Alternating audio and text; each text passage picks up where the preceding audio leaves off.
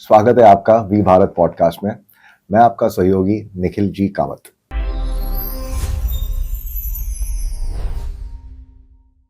आज के पॉडकास्ट का विषय कुछ अनोखा है।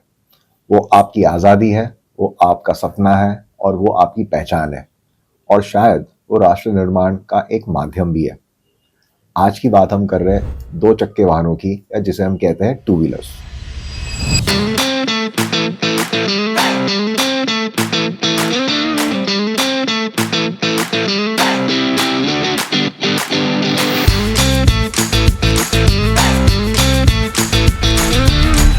आज हम किसी ब्रांड की नहीं या सिर्फ यादों की बात नहीं करेंगे।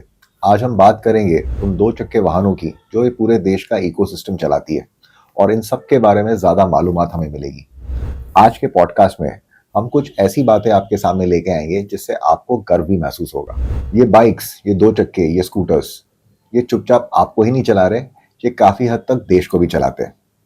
आज हम बात करेंगे कि जैसे ये दो चक्के वाहन जिनके ऊपर आप बैठ के शायद अपने दोस्तों के साथ, मित्रों के साथ, या शायद आपके किसी और करीबी के साथ आप घूमने जाते हो, ऑफिस जाते हो, दफ्तर जाते हो, सिर्फ आप नहीं जाते हो, आपके साथ पूरा देश चलता है। भारत कारों का देश नहीं, भारत दो चक्के वाहनों की सभ्यता है। हर साल भारत में 2 करोड़ से अधिक दो चक्के वाहन बनाए जाते हैं। ज्यादातर भारतीयों के लिए उनका पहला सपना एक कार नहीं पर एक बाइक या तो एक स्कूटर होती है, और कई परिवारों के लिए यह सपना काफी दशकों पहले शुरू हुआ था 2 ब्रांड्स के साथ। राजदूत, उसके साथ एक लाइन आती थी, एक जानदार सवारी एक शानदार सवारी, और साथ में थी बजाज चेतक। एक पूरी पीढ़ी के लिए यह सिर्फ वाहन नहीं थी, एक सपना था, एक जिम्मेदारी थी। एक पिता के लिए गर्व, एक परिवार के लिए वाहन, और इस बात का प्रूफ कि आपकी जिंदगी आगे बढ़ रही थी।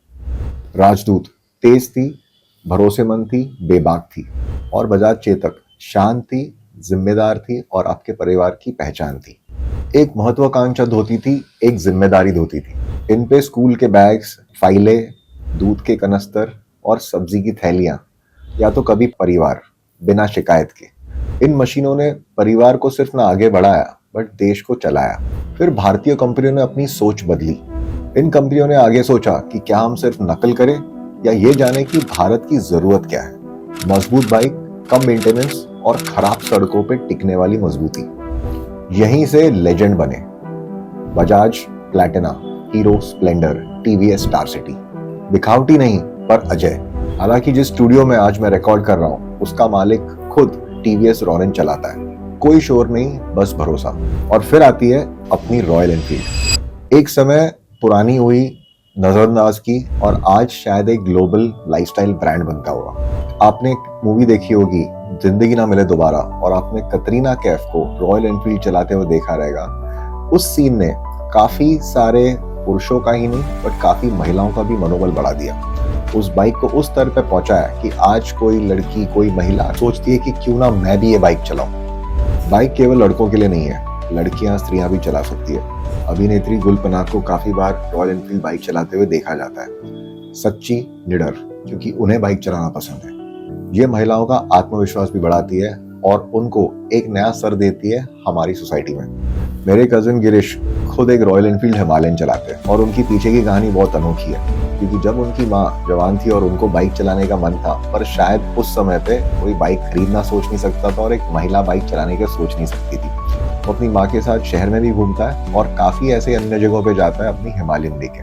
भारत की बाइकों ने सिर्फ भारत में नहीं पूरे विश्व में अपना उच्चतम दर्जा पा लिया है। Asia, Europe, America. पर सबसे बड़ा जो हमें गर्व का एक अनुभव दिया है कि जब भारतीय बाइक कंपनियां बजाज और टीवीएस ने अफ्रीका में जाके चाइनीज और अन्य यूरोपीय कंपनियों को खदेड़ दिया। 50% से ज्यादा जो बाइक अफ्रीका में बेची जाती है वो शायद बजाज और टीवीएस की है। बजाज बॉक्सर, जो शायद आपको आज भारतीय सड़कों पे दिखता भी नहीं है, वो अफ्रीका की शान है। अफ्रीका में करोड़ों लोग वहां पे टैक्सियों में घूमने फिरने के लिए, परिवारों के साथ, रोजमर्रा की जिंदगी में रोजगार के लिए बजाज बॉक्सर पे भरोसा करते हैं। बजाज की कंपनी में एक छोटा सा ऐसा चित्र लगा गया कि 5 करोड़ अफ्रीकी रोज अपनी दिन की शुरुआत बजाज से करते हैं। एक और अपने इकोनॉमी का भाग, गिग इकोनॉमी। यानी जो लोग आपके घर पे रोजमर्रा की चीजें लेके आते हैं, जो आपका खाना पहुंचाते हैं और काफी सारी सहूलियतें देते हैं, वो भी इन बाइकों के सहारे चलते हैं। कोई स्कूटर चला रहा है, कोई ई बाइक चला रहा है, कोई बाइक चला रहा है। इन बाइक्स के भरोसे ही ये सब डिलीवरी पार्टनर्स आप और मुझ तक पहुंच पाते हैं। तो बाइक्स सिर्फ आपको और मुझे नहीं, बट काफी लोगों के रोजगार चलाता है, काफी लोगों के घर चलाता है। स्कूटर भी परिवार चलाते हैं। आपकी माँ, आपकी बहन, आपकी बीवी शायद एक टीवीएस जुपिटर पे, हीरो स्कूटी पे कहीं ना कहीं सब्जी लाने के लिए, अपने रोजमर्रा के कामों के लिए, बच्चों को स्कूल छोड़ने के लिए इसका जरूर उपयोग करते हैं। तो आपके परिवार का भी एक अटूट हिस्सा बन के रह जाता है ये स्कूटर्स। भविष्य भी इलेक्ट्रिक ऐसे कहा जाता है। भारत में डिजाइन किया, भारत के लिए बना और भारत की सड़कों को झेलने के लिए बना ये इलेक्ट्रिक बाइक्स का दौर। इसमें बजाज, एथर और टीवीएस जैसी अन्य कंपनियां भी इसमें अब जुड़ रही है और ये भारत की आने वाली इलेक्ट्रिक रेवोल्यूशन का भाग बनेगी। भारत में सिर्फ बाइक बनती नहीं है, पर एक इकोसिस्टम का भाग हो जाती है। इस बाइक सिर्फ एक फैक्ट्री में बनने वाला मजदूर, फिर उसे डिलीवरी करने वाला बंदा, फिर एक शोरूम में बेचने वाला आदमी से लेके जो इसको इस्तेमाल करता है, से लेके वो मैकेनिक, हेलमेट बनाने वाले से लेके बाइक गियर बनाने वाले से, ये सारे लोगों की रोजगार एक बाइक इंडस्ट्री की वजह से चलती है। बाइक के अलावा आपका हेलमेट भी बहुत जरूरी है आपको सावधानी पूर्वक घर पहुंचाने के लिए। स्टील बर्ड, स्टड्स, वेगा और ऐसी अन्य भारतीय कंपनियां जो आपका विचार करती है और आपको बाइक सेफली घर लाने के लिए आपको हेलमेट बनाती है। इसके अलावा काफी अन्य कंपनियां हैं जो बाइक के गियर्स बनाती है जिससे आपको ज्यादा सेफ्टी मिल सके। एक और का नाम जोड़ना बहुत जरूरी है, वो है रॉयल एनफील्ड बाइकर ग्रुप्स।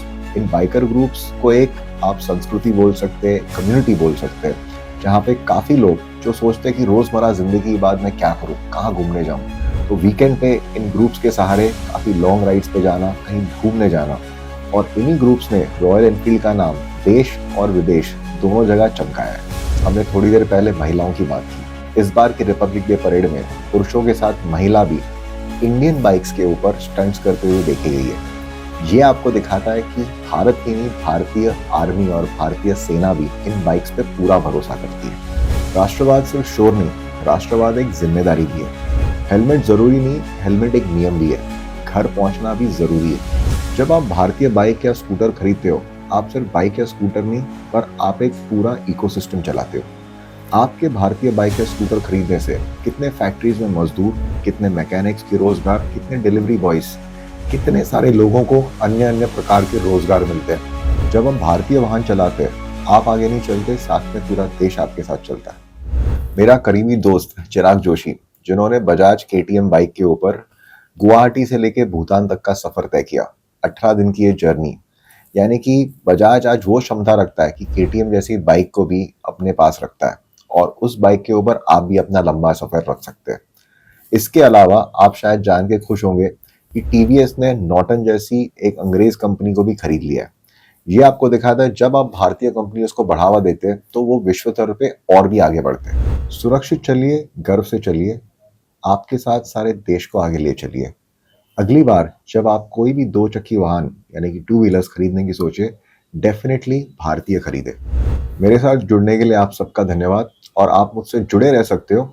आपके मन में ऐसी कोई दूसरे अन्य बाहरी कोई कंपनियों के बारे में अगर मालूमात है, जानकारी है, या आपके पास भारतीय 2 व्हीलर है, तो डेफिनेटली आपका फोटो उस 2 व्हीलर के साथ या उस कंपनी की जानकारी मुझे चैट बॉक्स द्वारा पहुंचाएं। आप मेरे सिर्फ फॉलोअर नहीं, फेलोअर बन सकते हैं इस पूरी जर्नी में। इसी के साथ आप सबका धन्यवाद और आप सबके सहयोग के लिए आप सबसे धन्यवाद करता हूँ। और ये पॉडकास्ट हिंदी, अंग्रेजी और मराठी में उपलब्ध है।